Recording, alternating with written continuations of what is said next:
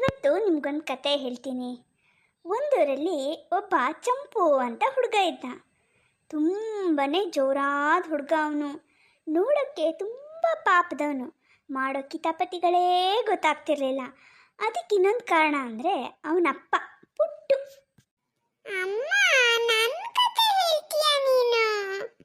ಇಲ್ಲ ಮಗನೇ, ಇದು ನಿನ್ನ ಕತೆ ಅಲ್ಲ, ಚಂಪು ಅನ್ನೋ ಹುಡುಗಂದು.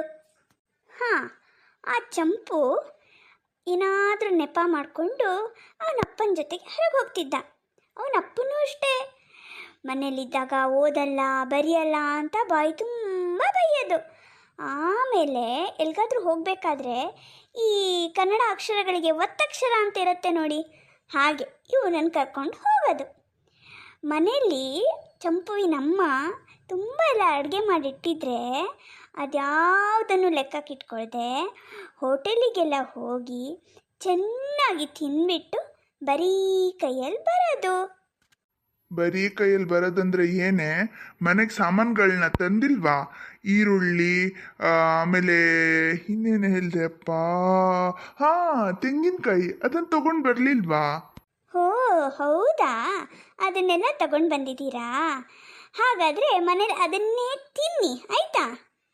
ಇದು ನನ್ನ ಕತೆ ಅಲ್ಲ ಅಂದ್ರಿ, ಈಗ ನೋಡಿದ್ರೆ ನಂದೇ ಕಥೆ ಅಂತ ಅನ್ನಿಸ್ತಾ ಇದೆ.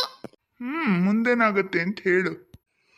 ಚಂಪು ಮತ್ತು ಅವನಪ್ಪ ಇಬ್ಬರೂ ಹೋಟೆಲಿಗೆ ಹೋಗಿ ತಿಂಡಿ ತಿಂತಾರೆ, ಇಲ್ಲಾಂದರೆ ರೋಡ್ ಸೈಡಲ್ಲಿರೋ ಗೋಲ್ಗಪ್ಪನ ತಿಂತಾರೆ.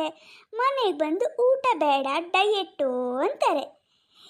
ಈಗ ನಮ್ಮ ಅಂದರೆ ಚಂಪು ನಮ್ಮ ಪುಟ್ಟು ಮಿಸಸ್ ಇಬ್ಬರು ಸೇರಿ, ಅಂದರೆ ಇಬ್ಬರು ಒಬ್ಬರೇ, ಏನು ಐಡಿಯಾ ಮಾಡಿದ್ರು ಅಂದರೆ ಮಾರನೇ ದಿನ ಚಪಾತಿ ಮತ್ತು ಪನ್ನೀರ್ ಪಲ್ಯ ಮಾಡಿದರು. ಸ್ಪೆಷಲಾಗಿ ಸ್ಪೈಸಿಯಾಗಿ ಟೇಸ್ಟಿಯಾಗಿ ಮಾಡಿದರು.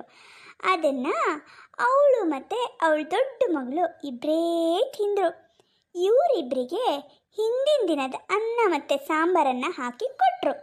ನೀವು ಹೀಗೆ ಮಾಡಬೇಕು, ಆಯಿತಾ?